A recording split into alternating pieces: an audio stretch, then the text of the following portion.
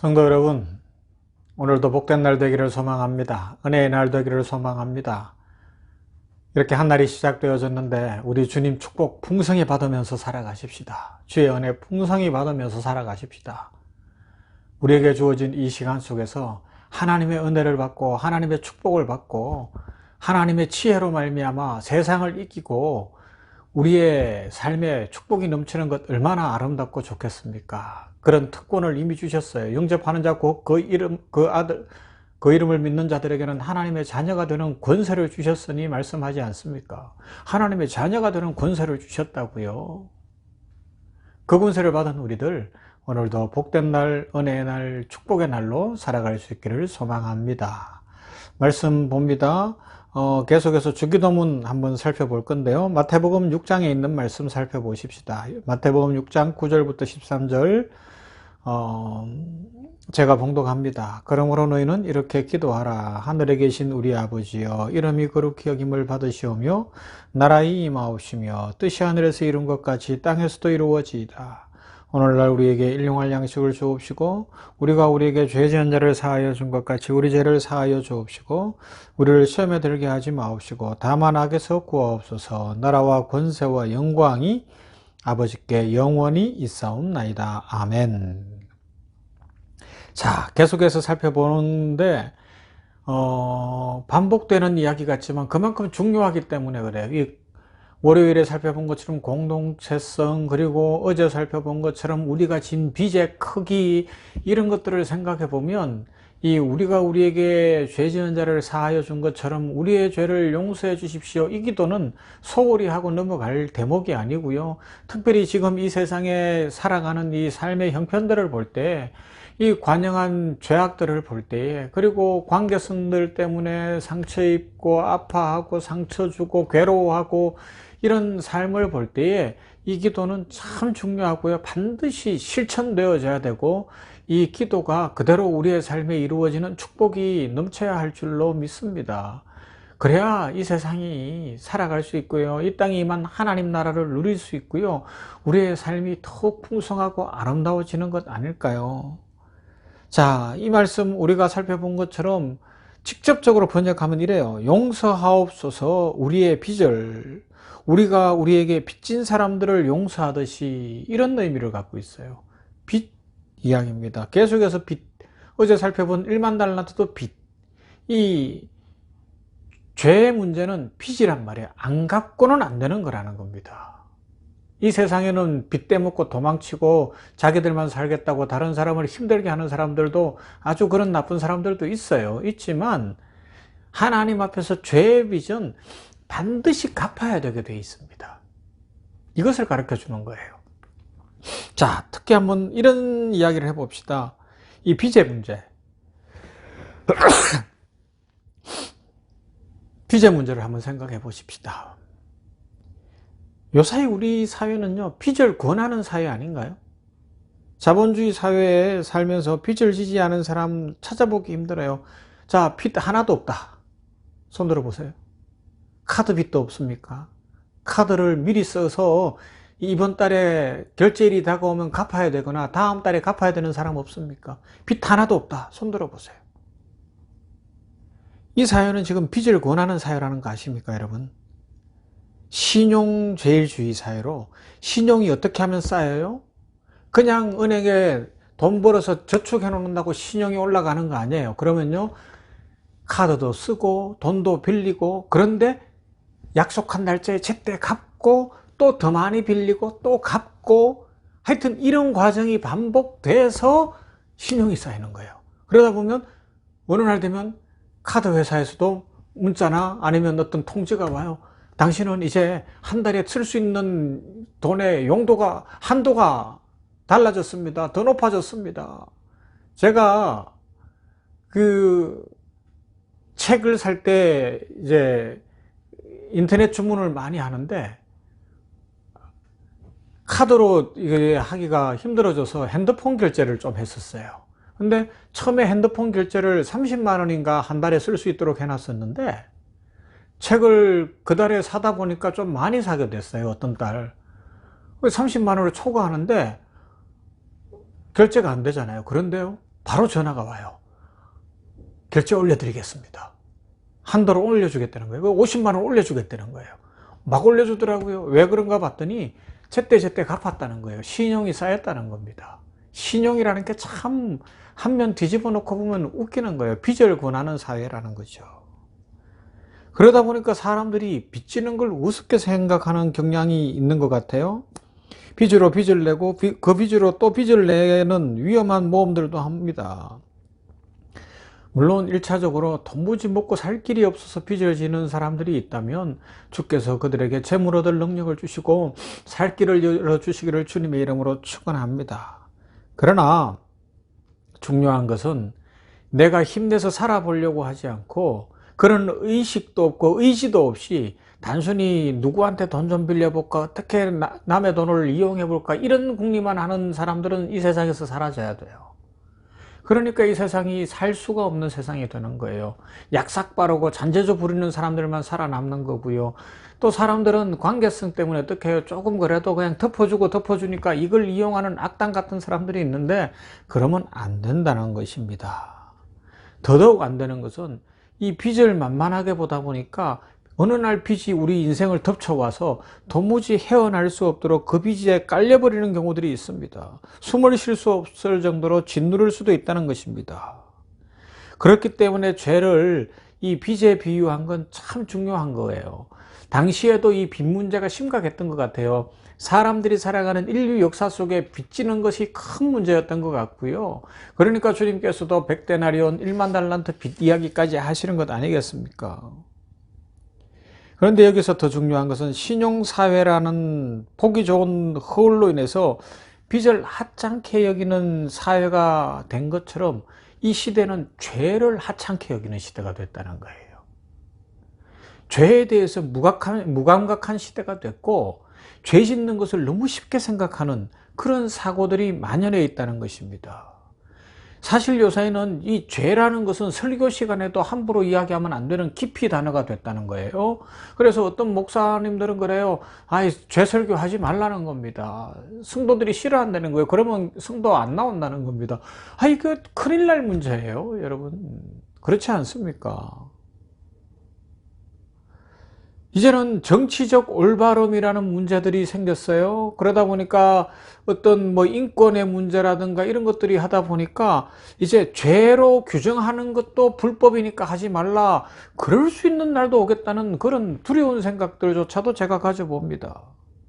사람들은 죄를 부정하고요. 죄에 대해 생각지도 않고 살기를 원합니다. 그래서 과거에는 죄라고 하던 것이 요새는 나의 자율적 선택이라고 이야기하고 있고요. 과거에 죄라고 부끄러워했던 것이 요새는 아니야, 그건 내 인생은 내 거기 때문에 이제 기호야, 기호, 이렇게 이야기하는 경우들이 생기고 그러면서 죄를 쌓아갑니다. 한번 생각해 봅시다. 여러분, 아무리 용어를 바꿔도 죄는 죄가 아닐까요? 아무리 사랑이라고 미화해도 불륜이나 잘못된 관계는 다 죄입니다, 여러분. 그죠? 아무리 표현의 자유라고 해도 막말이나 어떤 음란한 문화를 퍼뜨리는 것이나 다른 사람을 비방하는 것들은 다 죄입니다. 다른 사람들에 대한 흠담은 성경이 경고하는 가장 심각한 죄 중에 하나고요. 오락이나 취미생활이라고 미화해도 중독은 죄고요. 야망이니 비전이니 미화해도 탐욕은 분명히 죄입니다. 음주운전 정상 참작한다 그러는데 제가 가끔 이야기하지만 저는 그게 이해가 안 되는 사람이에요. 술을 마시면 우리가 반응을 못한다는 걸 알면 운전대를 놔야지. 그러고도 억지로 운전을 한 사람은 가중처벌해야죠. 술 마셔서 사람을 치었으면 그게 죄가 안 됩니까? 아무리 모르고 그랬다 이야기를 해도 죄는 죄란 말입니다. 그런데 지금 이 시대는 이 죄조차도 빚을 신용으로 포장하는 것처럼 이제는 죄 짓는 것도 포장하는 시대가 됐고 용어를 바꾸는 시대가 됐고 죄를 지적하지 못하게 하는 교회 강단에서도 죄를 이야기하면 안 되는 성도들이 안 나온다고 하는 그런 시대가 되었다. 얼마나 심각합니까? 그러니 지금 우리 주기도문 살펴보는 것처럼 오늘날 우리가 우리에게 죄 지은 자를 용서해 준 것처럼 우리 죄를 용서해 주십시오. 이 기도가 진심으로 드려질 수가 없는 겁니다. 내가 죄가 없다고 생각하는데, 나는 지금 잘 살고 있다고 생각하는데, 그래서 이 시대는요, 이것도 죄가 됩니까? 라고 역으로 질문하는 시대가 됐어요. 따져 묻는 것을 자랑스럽게 여기는 시대입니다. 그런데 그 내용은 뭐예요? 내가 즐기는 것, 내가 괜찮다고 하는 것, 내가 지금 넘어선 문제들을 죄라고는 이야기하지 말라는 겁니다. 나 편하게 해달라는 겁니다. 그러면 나 이제 싫어할 거라는 겁니다. 이것을 달라스 윌라드 목사님은 죄관리라는 용어를 썼어요.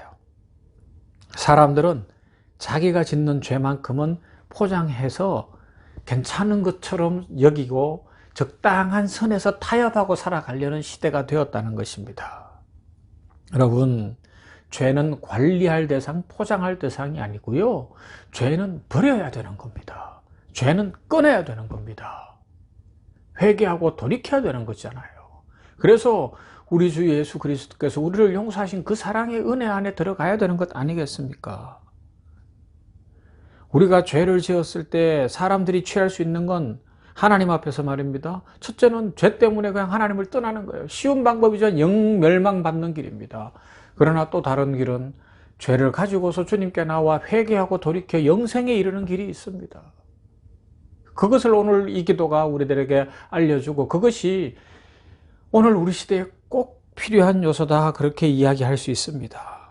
여러분, 어제 달란트 비유에서도 나타난 것처럼, 이 1만 달란트 비유에 나타난 것처럼 우리의 죄를 용서하신 십자가가 쉬운 일이 아니었어요. 죽음에 이르는 길이었고, 고난도 그런 고난이 없는 심각한 고난을 우리 대신 겪으신 일이었습니다. 그래서 주님이 우리를 용서하셨습니다. 그러므로 오늘 우리 시대에 우리는 어떻게 살아야 되겠습니까? 신용이라는 이름으로 빚을 권한다고 빚지면 어떻게 돼요? 안 되잖아요. 마찬가지로 죄를 포장하고 죄의 용어를 바꾸고 이제는 죄조차도 미화시켜가는 이런 시대, 죄가 아니라고 세상에 법을 만들으라고 이야기하는 이런 시대 속에서 우리 하나님의 말씀을 붙들고 있는 그리스도인들은 어떻게 살아야 되겠습니까? 우리의 죄를 용서해 주십시오. 진정으로 회개하며 우리 예수님 닮아가야 되지 않겠습니까? 그래서 이 세상에 빛이 되고 소금이 되며 이 세상을 밝혀야 되는 겁니다. 하나님의 영광이 드러나도록, 이 세상이 회복되어지도록, 멸망으로 지옥으로 달려가던 세상이 다시 살아나 천국 백성이 되는 은혜가 있도록 우리 오늘도 죄를 미화하고 감추는 이런 세상 속에서 이제는 하나님 앞에 회개하고 하나님의 은혜로 살아가는 복되고 아름다운 인생 살아갈 수 있기를 주님의 이름으로 축원합니다. 아멘. 기도합시다. 하나님 감사합니다. 주기도문 속에서 이 죄를 살펴보는 문제에서 죄를 빚이라 표현한 헬라어 원문의 단어들 속에서 빚의 문제와 죄의 문제를 다시 반복합니다. 그만큼 심각한 문제기에 우리는 영생복락을 누리고 하나님의 축복을 받고 예수님 닮아가며 성령 충만해야 하기에 이 문제를 살펴봅니다. 이 냉천거리 아침 말씀 묵상하는 성도들 중에 이 문제가 한 사람이라도 마음의 부담으로 거부되지 않게 하여 주시기를 원합니다. 하나님이여, 지금 이 세상은 빚을 권하고 있습니다. 신용을 쌓으려면 자동차를 사도 빚으로 사라고 이야기하고 있고, 집을 사도 집만 가지면 되기에 빚을 지는 것을 당연하게 여기고 있고, 여러 가지로 신용카드를 써서 먼저 빚내고 나중에 갚으면 된다고 하는 이런 세대 속에 있는데, 아버지 하나님이여, 우리 성도들 복을 주시어서 빚지지 않는 인생 되게 하여 주시옵시고, 빚을 두려워하고 무서워할 줄 알게 하여 주시옵시며, 아버지여, 빚진 것이 있다면 갚을 수 있는 선한 마음과 또 용기와 그리고 물질을 축복으로 내려 주시옵소서. 아울러서 우리들 죄를 감추려는 세대, 죄를 미화하고 포장하는 시대, 법을 만들어서라도 이젠 그건 죄가 아니야. 이제는 그건 기호일 뿐이야. 취향일 뿐이야. 나의 일에 간섭하지 마 하는 이 세대 속에 하나님의 백성들이 죄는 죄라고 인정하고 하나님 앞에 나의 죄를 용서하여 주시옵소서, 이 땅의 죄를 용서하여 주시옵소서 전심으로 회개하며 인생을 돌이키고 다른 삶을 살고 바른 삶을 살아갈 수 있도록 은혜와 믿음과 용기를 허락하여 주시옵소서. 이 공동체가 살아나야 되겠습니다. 대한민국이라는 공동체, 지구촌이라는 공동체, 이 죄악이 너무 관영한데 아버지 하나님이여 살아나가야 되겠사오니 우리 그리스도인들이 깨어서 우리의 죄를 회개하며 나의 죄의 빚을 갚아주신 예수님의 십자가가 얼마나 큰 은혜인지를 기억하고 그 은혜와 그 사랑으로 살게 하여 주시옵소서. 오늘 이 아침에도 냉천골의 아침 말씀 묵상하는 모든 성도들의 삶에 기름 부어주시고 빚을 두려워하고 또 갚도록 인도하시며 죄를 무서워하고 죄를 짓지 않으며 우리들도 진정 예수 그리스도를 닮아가도록 복을 내려 주시옵소서. 예수님 이름으로 기도하옵나이다. 아멘. 찬송합시다. 305장 나 같은 죄인 살리신 그 은혜 감사합니다. 우리 진짜 주님의 은혜를 다시 한번 되돌아 보십시다. 감사하십시다.